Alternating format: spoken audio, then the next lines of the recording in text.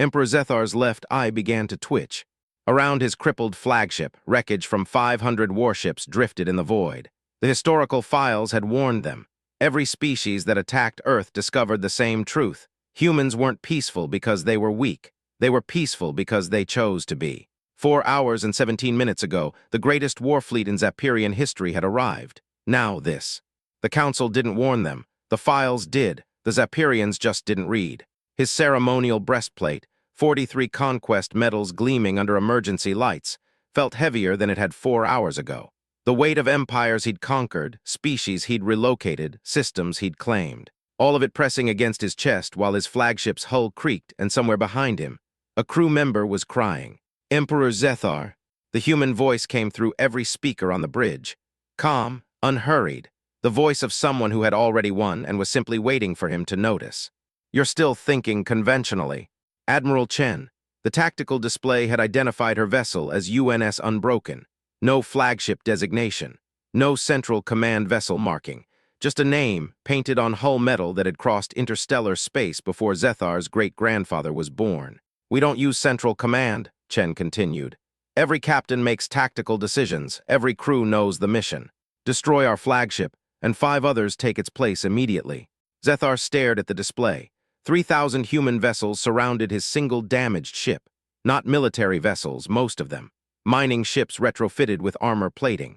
Exploration vessels carrying technology his analysts couldn't identify. Cargo haulers with rail guns welded to their decks. They'd built a fleet in 4 hours. No, that was wrong. They'd built it over 200 years. They'd just kept it hidden. This was a demonstration, Chen said. Not a war. You threaten genocide against an entire species. That's a crime under galactic law. Don't worry, Emperor, you'll survive this. Your empire, however, will not. The transmission ended. Silence filled the bridge. Zethar's left eye twitched again. Somewhere behind him, the crying stopped, probably because the crew member had realized there was no point. His metals clinked as he turned away from the view screen. What happened next, the part that still kept him awake on New Delphi, 6 months later, smelling soil instead of coolant, that came later. You'll want to hear how the historical files warned them, and why the Zapirians didn't listen. Stay with me. 72 hours earlier, Dr. Yilindra had been filing records. The archive vaults of the Galactic Council stretched for kilometers beneath Nexus Prime's surface. Temperature controlled, atmosphere regulated, preserved at the molecular level. Yilindra's tentacles moved in their familiar rhythm, blue, calm, methodical, as she cross-referenced extinction templates from the K-Tosi hegemony war. 200 years old, those templates, still valid, still waiting. Her species didn't sleep. 8 tentacles, bioluminescent skin, a nervous system wired for continuous operation. She'd been the chief archivist for 40 of her 200 years, had watched 3 extinction events from the Council's observation alcove, had stamped the final records for each one. The brass handle of the extinction stamp sat on her desk. Weeping Eye Inkwell, black ink that never dried, never smeared, never forgot. A chime echoed through the vaults. Dr. Yilindra, Council page, Altarian crystal skin catching the preservation field's light. Your presence is requested in the main chamber. Yilindra's tentacles shifted. Not from blue to white, not yet, just a subtle tightening, a curl at the tips. The morning session isn't scheduled for another hour. The schedule has been adjusted. The page turned and walked away. Altarians didn't wait for questions. They processed data too quickly to tolerate hesitation. Yilindra set down her data pad. The extinction stamp's weeping eye caught the light. She left it on the desk. The great hall stretched for miles in every direction. 847 species sat in tiered platforms that curved around a central podium. Each platform calibrated for its occupants' gravity preferences, atmosphere requirements, sensory tolerances. The Vectari section glowed pale yellow, their standard color for attentive concern. The crystalline Altarian section reflected light in patterns that meant data retrieval in progress. The K-Tosi delegation, beetle-like multiple arms folded, watched with expressions Yilindra had learned to read over 200 years. They looked nervous. She took her position in the archive alcove, high above the council floor. From here, she could see every species' reaction surface, every twitch, every color shift, every carefully hidden fear. Ambassador Kethar of the Zapirian Empire approached the podium, purple skin gleaming under the chamber's ambient light. 4 arms, each decorated with ceremonial bands indicating conquered systems. Sharp teeth visible even when his mouth was closed. He moved like someone who had never been told no. 7 feet 2 inches of imperial confidence. Council members. Kethar's voice resonated through translation fields. The Zapirian Empire submits a territorial claim under Section 47 of the Galactic Accord. Elder Morak, ancient, tired, sad-eyed, raised a hand from the central platform. The Council's senior authority, 1,000 years old, had signed the treaty that integrated humanity into galactic civilization. State your claim. The Sol system. Kethar smiled, sharp teeth catching light. The primitive species living there will be relocated to suitable worlds where they can serve useful purposes, agricultural labor, resource extraction, the usual arrangements. Ylindra's tentacles curled tight. Not blue anymore, pale white. She watched the council floor. Vectari shifted from pale yellow to deep orange. Alarm. Altarians stopped reflecting light patterns entirely. The K-Tosi delegation's multiple arms went still. Someone dropped a data pad. The sound echoed. The humans, Elder Morak's voice didn't change. You wish to claim Earth. The Council has no standing to oppose territorial expansion under Section 47, Kethar said. The Zapirian military has never failed. We have conquered 43 species. The humans are barely beyond their home planet's atmosphere. They cannot possibly resist. Morak was quiet for a long moment. Council members, he said finally, this claim will be processed according to standard procedure. The historical files contain all relevant information about the species designated Homo sapiens. I recommend reading them before any further discussion. Kethar laughed. Historical files, ancient records, the Zapirian Empire does not govern through archives. No, Morak said. You govern through assumption, which is why, Ambassador, the Council will neither support nor oppose your claim. We will observe, we will document, and we will prepare accordingly. He turned toward the archive alcove. Dr. Yilindra, begin with the standard template for extinct civilizations. I fear the Zapirian Empire will need them soon. Yilindra's tentacles shifted from white to pale blue as she descended to the council floor. The extinction stamp waited in her office. She'd have to retrieve it, would have to open the template file, would have to start documenting the end of the 44th species the Zapirians had attempted to conquer. Unless the historical files did their work. Unless someone read them. Elder Morak, she kept her voice low as she reached his platform. The Council isn't going to warn them. The Council has warned them. Morak's ancient eyes didn't blink. The files have been available for 200 years. Every species in this chamber knows why certain worlds are marked Leave Alone. The Zapirians chose to ignore that marking. But the galaxy forgets, Dr. Yilindra, every generation. The K-Tosi forgot. The Sakin Collective forgot. The 3 powers that attacked primitive Earth forgot. Now the Zapirians have forgotten. He turned away. Some lessons must be taught repeatedly. Humanity is patient. They are very good teachers. General Marcus Webb had been waiting for this call for 200 years. Not literally. His great-grandparents had been waiting. His grandparents. His parents. He'd inherited the weight like a family heirloom, polished, maintained, passed down through 4 generations of Solar Defense Force officers. The transmission arrived at 3:47 Earth Standard Time. Incoming fleet, 500 capital ships, 2,000 escorts, Zapirian Empire, ETA 72 hours. Webb set down his coffee, looked at the tactical display, watched the red icons appear at the edge of Sol Systems' sensor net. Then he laughed. Short, sharp, no humor in it. Another species that doesn't know their history, he said to the empty room. Patch me through to Protocol 7. Protocol 7 had been activated once before. 200 years ago, during the K-Tosi Hegemony War. A 17-year-old ensign had designed it. She'd watched human mining ships get destroyed by K-Tosi warships for 3 days before realizing the problem. Humans were fighting like a military. They weren't a military, they were a species. Protocol 7 dissolved the chain of command. Every captain became authorized to make tactical decisions. Every crew member became responsible for their ship's survival. Every civilian with a mining laser, a cargo hauler, or a welding torch became part of the defense network. The K-Tosi had expected 72 hours of resistance. They'd gotten 8 months. When it ended, the K-Tosi hegemony didn't exist anymore. K-Tosi people still lived on 47 agricultural worlds under human protection, farming crops that used to feed their war machine. But the hegemony? Gone, dismantled, archived. Yilindra had stamped the extinction record herself. The K-Tosi delegation in the council chamber today were farmers. Their beetle-like bodies still carried the same genetic code as their warrior ancestors. But their multiple arms held data pads about crop rotation now, not weapon systems. That was the human method. Defeat without genocide, transformation without erasure. 3 major galactic powers tried to conquer primitive Earth, Yilindra said. She stood in the archive vaults, speaking to no one. The extinction stamp sat on her desk, brass handle cool under her tentacles. All 3 were defeated so completely they ceased to exist as military forces. All 3 species survived, as farmers, miners, and researchers under human protection. She opened the K-Tosi war records. Holographic displays flickered to life around her, showing ships, showing battles, showing human miners welding armor plating onto cargo haulers in vacuum. 17 weapon modifications during active combat. The first modification happened 4 hours into the war. A mining ship's captain realized her asteroid tractor beam could redirect debris into K-Tosi engine intakes. Within 6 hours, every human ship in the sector had copied the modification. Within 12 hours, the K-Tosi had lost 17 ships to their own engine failures. The second modification came 8 hours in. A cargo hauler's crew figured out that their magnetic containment field, designed to stabilize volatile ore, could destabilize K-Tosi shield generators instead.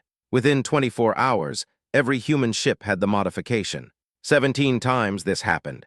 17 times, human forces adapted faster than the K-Tosi could respond. 17 times, the predicted resistance window shrank. The K-Tosi High Command had estimated 72 hours before human surrender. They got 8 months. The holographic display showed the final battle. Human ships, modified, retrofitted, barely recognizable as the mining vessels they'd started as, surrounding the K-Tosi flagship. A human admiral's voice, calm and quiet. "You came here to conquer. We're offering you a choice instead. Surrender, become our partners, or continue fighting and learn what happens when you threaten a species that's already survived extinction once."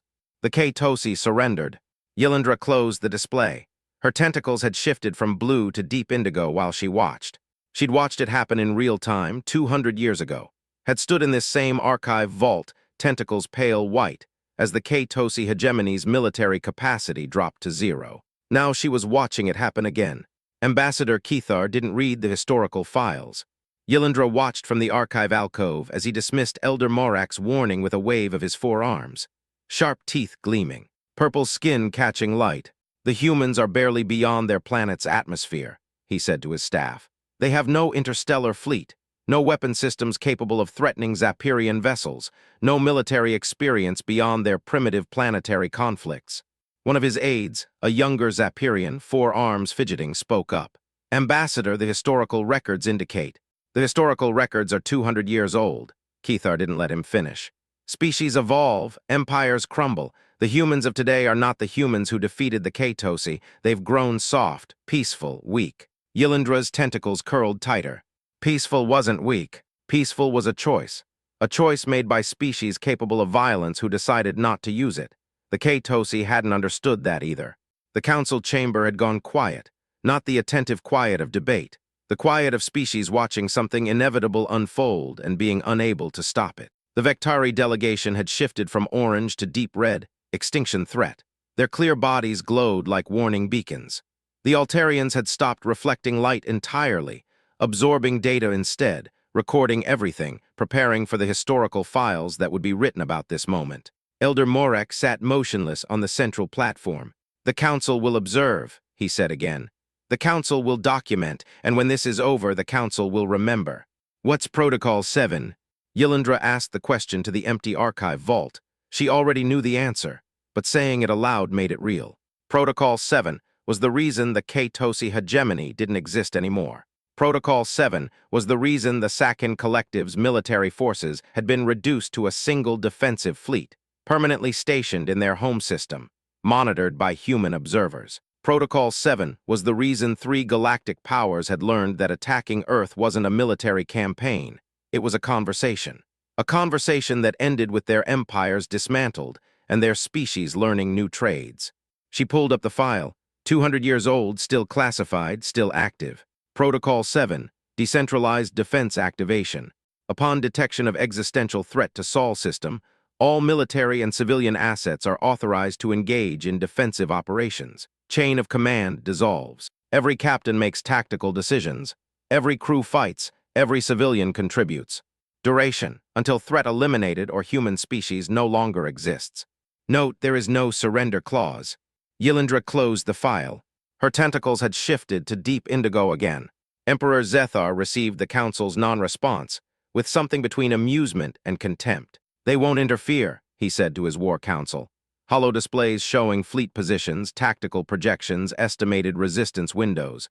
The Council never interferes, they talk, they file reports, they stamp extinction records, but they don't fight. His flagship, the Infinite Glory, led the advance. 500 capital ships behind it, 2,000 escorts flanking. The greatest military force the Zapirian Empire had ever assembled. Estimated resistance, he asked. His tactical officer, a four-armed Zapirian with conquest medals almost as numerous as Zethar's own, consulted her display. The humans have no interstellar military capability, Emperor. Their orbital defense network appears primitive. Lunar rail guns, asteroid-based weapons, civilian vessels retrofitted with armor plating.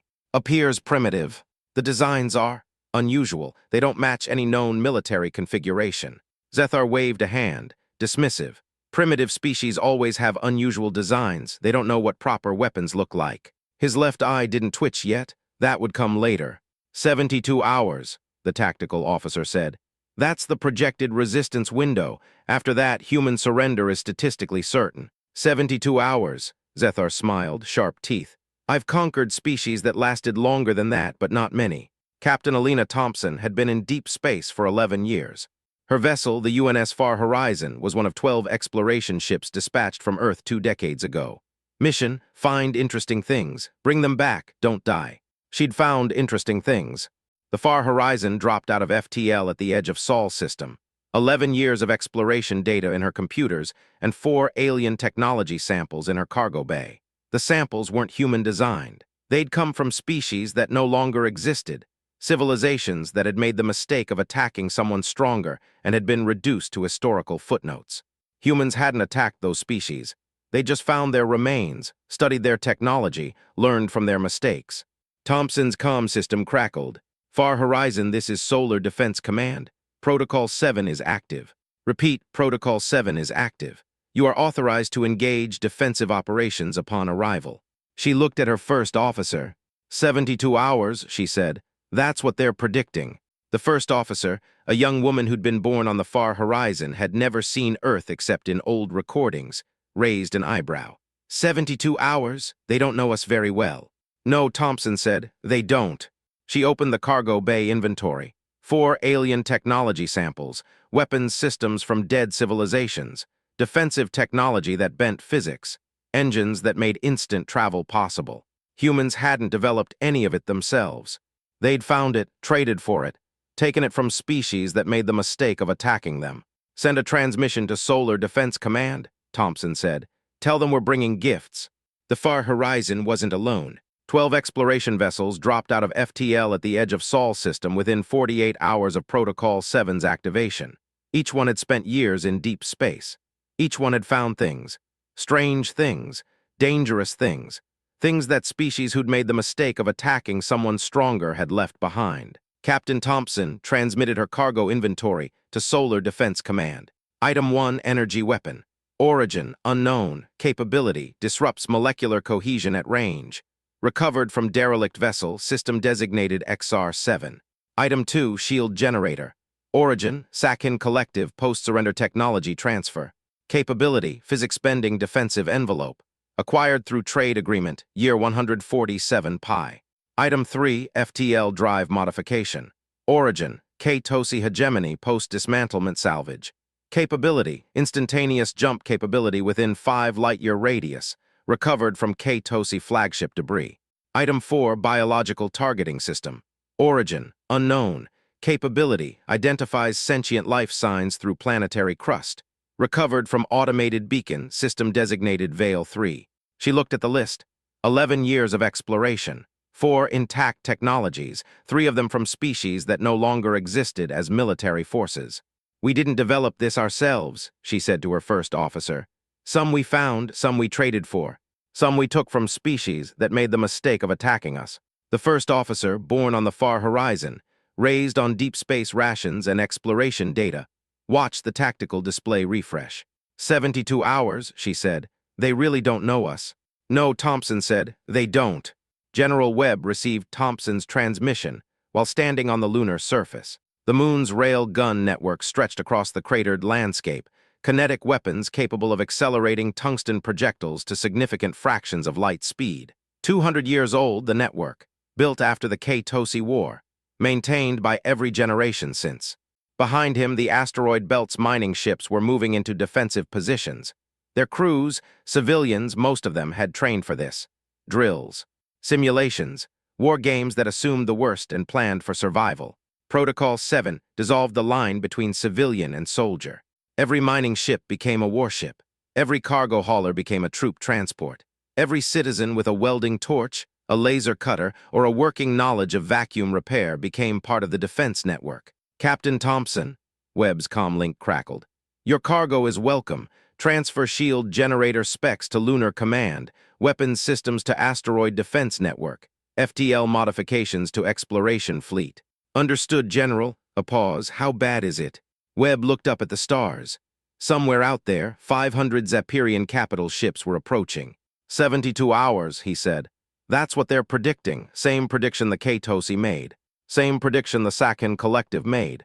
Same prediction every species that's attacked us has made. And they're all wrong. He turned away from the stars.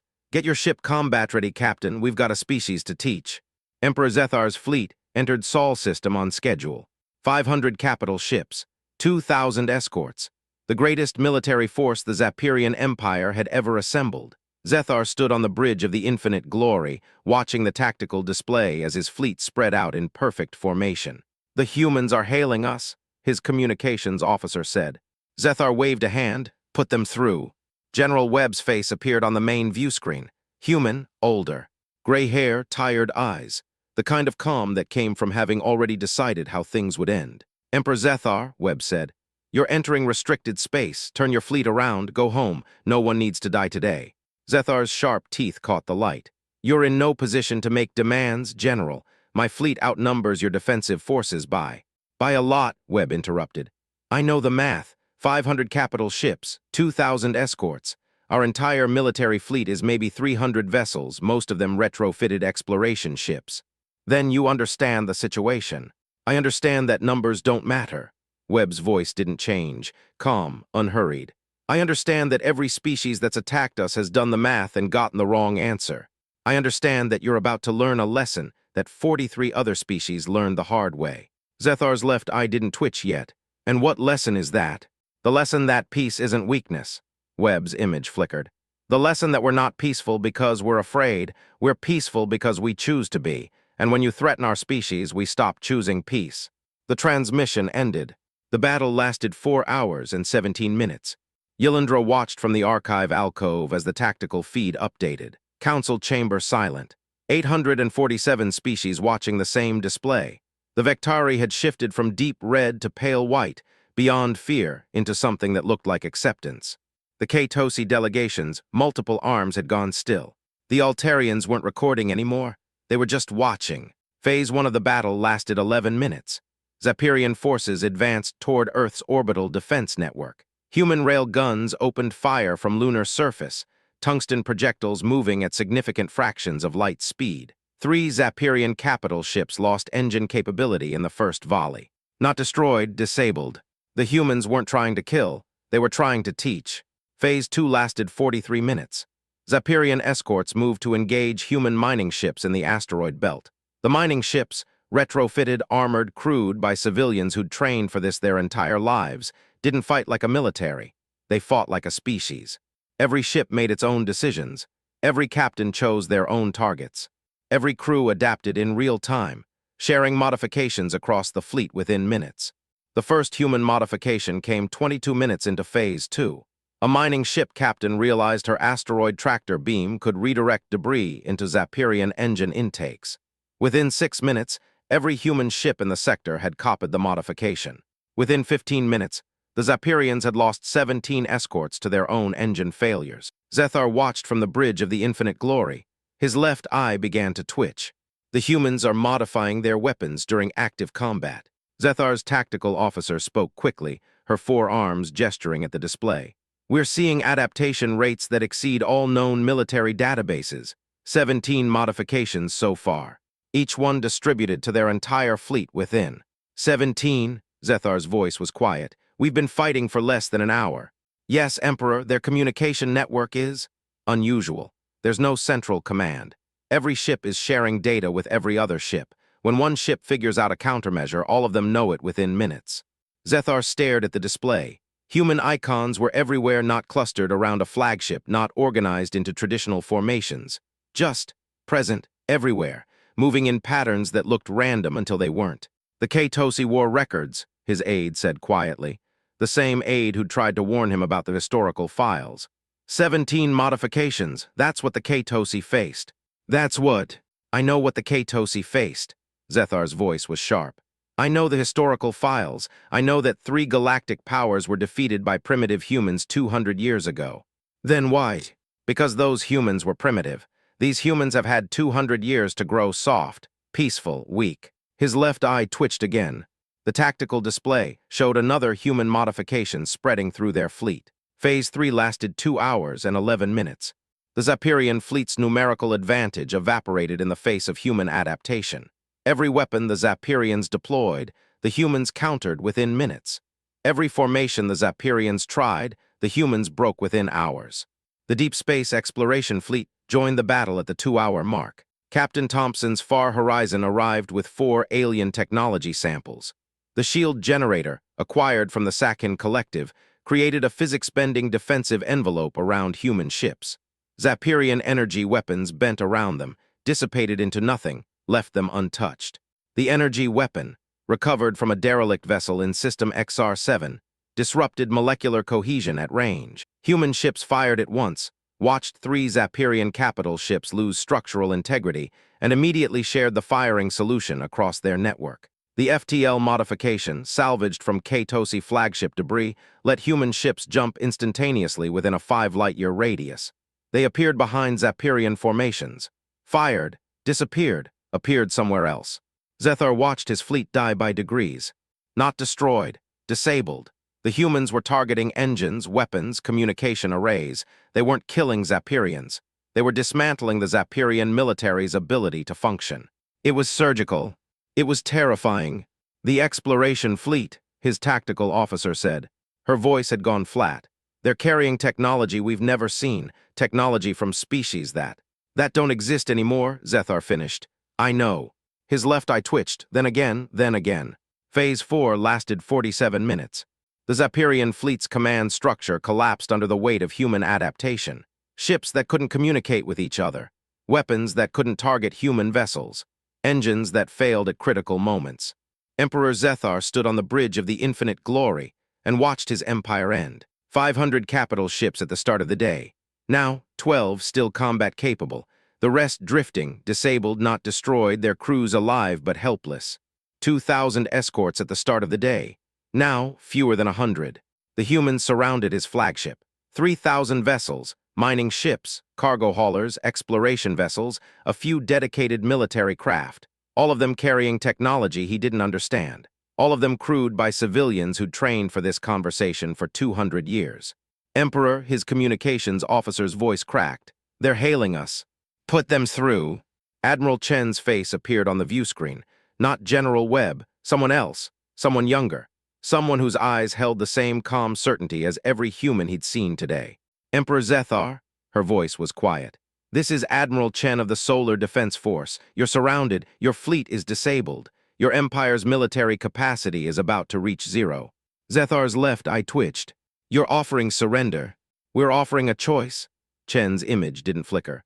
"Same choice we've offered every species that's attacked us. Surrender, become our partners, or continue fighting and learn what happens when you threaten a species that's already survived extinction once." "The K-Tosi choice," Zethar said. "The Sakin choice, the choice every defeated species has made." "Yes," Chen paused. "The K-Tosi chose surrender. They're farmers now, 47 agricultural worlds protected by human defense networks. Their children don't know what war is, their elderly don't remember it. They're safe." Zethar was quiet for a long moment. "And if I refuse?" "Then we keep fighting." Chen's voice didn't change. "We keep adapting, we keep teaching." And eventually, your empire won't exist anymore. Your species will survive, we don't do genocide. But the Zapirian Empire, the military, the conquests, gone, archived, a historical footnote for species smart enough to read the files. The infinite glory floated alone in space. Its engines disabled, its weapons offline, its communication arrays damaged beyond repair. Around it drifted the wreckage of the greatest war fleet the Zapirian Empire had ever assembled. Zethar stood on the bridge, his ceremonial breastplate, 43 conquest medals gleaming under emergency lights, felt heavier than it had 4 hours ago. Admiral Chen's voice cut through the silence. Emperor Zethar. He turned toward the view screen. Her face was calm, no triumph, no anger. Just the quiet certainty of someone who had already won, and was simply waiting for him to notice. You're still thinking conventionally, she said. We don't use central command. Every captain makes tactical decisions. Every crew knows the mission. Destroy our flagship and 5 others take its place immediately. Zethar stared at the tactical display. 3,000 human vessels surrounded his single damaged ship. Mining ships, cargo haulers, exploration vessels, all of them carrying technology from dead civilizations. All of them crewed by civilians who'd trained for this conversation for 200 years. This was a demonstration, Chen continued. Not a war. You threatened genocide against an entire species. That's a crime under galactic law. Don't worry, Emperor. You'll survive this. Your empire, however, will not. The transmission ended. Silence filled the bridge. Zethar's left eye twitched. Somewhere behind him, a crew member was crying, or maybe that had stopped. He couldn't tell anymore. His medals clinked as he turned away from the view screen. He reached up, unfastened the ceremonial breastplate, let it fall to the deck. 43 conquest medals scattered across the metal floor. The sound echoed through the bridge. Silence. The Galactic Council chamber. 847 representatives. All of them watching the same tactical feed. All of them seeing the same thing. The infinite glory, crippled and surrounded, its emperor standing alone on a bridge that smelled like coolant and defeat. Admiral Chen's transmission had ended 30 seconds ago. No one spoke. The Vectari delegation had shifted from pale white to something Yilindra had never seen before, a deep, almost purple hue that she'd have to look up in the species database.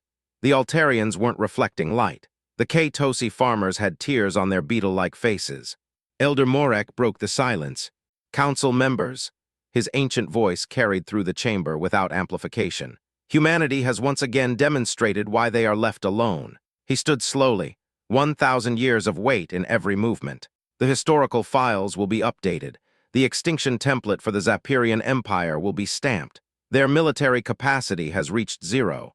Their civilian population will be protected. Their lesson will be recorded. He turned toward the archive alcove. Dr. Yilindra, the stamp, if you please. Yilindra's tentacles shifted from blue to deep indigo as she descended to the council floor. The extinction stamp waited in her office. She'd retrieved it before the battle began, had known somehow that she'd need it. The brass handle felt cool under her tentacles. The weeping eye inkwell reflected the chamber's light. She reached the central platform. The standard template, Elder Morak. The standard template, he paused, with one addition. Yilindra waited. Add a note. The Zapirian Empire refused to read the historical files. Future species are advised to learn from their mistake. She opened the template. Her tentacles moved with practiced precision, filing the date, the time, the names of the defeated, the status of their military forces, the disposition of their civilian population. Zapirian Empire. Military capacity, 0. Civilian population, protected. Lesson recorded. She pressed the extinction stamp into the template's approval field. The ink that flowed from the weeping eye wasn't black. It was harvest gold, the color of wheat fields at sunset, the color of crops ripening in soil that had never known war. Yilindra stared at the gold ink spreading across the record. The ink, Elder Morek said quietly, it's changed. Yes, she didn't look up. It hasn't done that before. The K-Tosi record used black ink, the Sakin record. Every extinction record I've seen in 1,000 years has used black ink. Yilindra's tentacles curled tight. What does gold mean? Morek was quiet for a long moment. Perhaps, he said finally, it means this isn't an extinction, it's a transformation. 6 months later, Yilindra traveled to New Delphi. The agricultural world had been Zapirian territory before the war. Now it was something else. A protectorate under human defense guarantee, its population a mix of Zapirian farmers and human agricultural advisors. She found Emperor Zethar in a wheat field. No ceremonial breastplate, no conquest medals. His purple skin was streaked with dirt. His forearms moved in a rhythm she recognized, harvesting, bundling, preparing for transport. The sharp teeth that had once flashed in predatory smiles were visible only when he laughed at something a human advisor said. Administrator Zethar, Yilindra said. He looked up, his left eye didn't twitch. Dr. Yilindra, he set down his harvesting tool. The council sent you to check on me. The council sent me to document the post-war transition. I asked to come. Why? She was quiet for a moment. Because I stamped your empire's extinction record. The ink turned gold. I wanted to understand why. Zethar looked out at the wheat field. Golden stalks stretching to the horizon, the same color as the ink. I spent 50 years learning to destroy, he said. Conquering species, relocating populations, adding metals to a breastplate that weighed more every year. He paused. Now I'm learning to grow things. My people are safer now than when we controlled 400 worlds. Safer? Safer? He turned back to her. Do you know how many assassination attempts I survived as emperor? 17. Do you know how many threats I've received as administrator? None. No one wants to kill a farmer. Yilindra's tentacles shifted from indigo to pale blue. The gold ink, she said. It meant transformation. Yes, Zethar picked up his harvesting tool. My empire is gone. My species is learning to live without conquest. It's harder than war, but it's better. He returned to the wheat. His four arms resumed their rhythm. The archive vaults waited in silence. Yilindra returned to Nexus Prime and placed the extinction stamp on her desk. The Weeping Eye inkwell was empty now, the last of the gold ink used on the Zapirian record. She'd have to refill it. Black ink, probably, for the next species that refused to read. She opened the historical files, updated the Zapirian entry, added a note, military capacity 0. Civilian population protected. Lesson, the galaxy forgets. Future species are advised to read before attacking. Her tentacles were blue again, calm, methodical. A chime echoed through the vaults. Dr. Yilindra, Council Page, Altarian crystal skin catching the preservation field's light. The Korvoxy Dominion has requested access to the historical files. Yilindra looked up. Which files? All of them. Specifically, the sections regarding human military capabilities. The Korvoxy are planning to attack Earth. The page didn't confirm or deny. Altarians didn't speculate. They processed data. Grant them access, Yilindra said. The files exist to be read. The Korvoxy representative is waiting in the reading room. He's been there for 3 hours. His shape-shifting skin has settled on a pattern our analysts identify as hunger. Yilindra visited the reading room. The Korvoxy representative sat alone at a data terminal, his shape-shifting skin cycling through patterns she didn't recognize. Not the pale yellow of concern, not the deep red of extinction threat. Something else, something hungry. Ambassador, she kept her voice neutral, the files are sufficient. He looked up. His skin settled on a pattern she'd seen before. On the K-Tosi War Council, 200 years ago, just before they'd decided to attack Earth. Sufficient, he said. The humans are impressive for a primitive species. The humans have defeated 3 galactic powers. The humans have been lucky. He stood. His skin shifted again, aggressive posturing, the kind of display young species made when they hadn't learned better. The Korvoxy Dominion has studied their tactics, their technology, their weaknesses. Yilindra's tentacles curled tight. And you've decided to attack them. We've decided to test them. He smiled. Sharp teeth, not as sharp as Zapirian teeth, but sharp enough. The Korvoxy do not govern through archives, we govern through action. He walked past her. His skin shifted to deep crimson as he left, the color of species who had already made up their minds and wouldn't be swayed by historical files. Yilindra stood in the empty reading room. Her tentacles shifted from blue to deep indigo. The galaxy forgot. Every generation. Some species learned from the files. Some species insisted on learning the hard way. And some species, like the Korvoxy, looked at the evidence, understood the risk, and decided to attack anyway because they believed they were different. She returned to her office. The extinction stamp sat on her desk. The Weeping Eye inkwell was still empty. She'd refill it tomorrow. Black ink, probably, for the Korvoxy record. Or maybe not. Maybe the ink would turn gold again. Maybe the Korvoxy would learn without dying. Maybe the galaxy would finally remember. She placed the stamp back on its shelf. The archive's preservation field hummed around her. Constant, unchanging, waiting for the next species that wouldn't read the files. Her tentacles shifted to deep indigo. Mourning for what was coming, the preservation field's light caught the weeping eye inkwell. Still empty, still waiting. Outside, somewhere in the council chamber, the Korvoxy representative was already transmitting his report.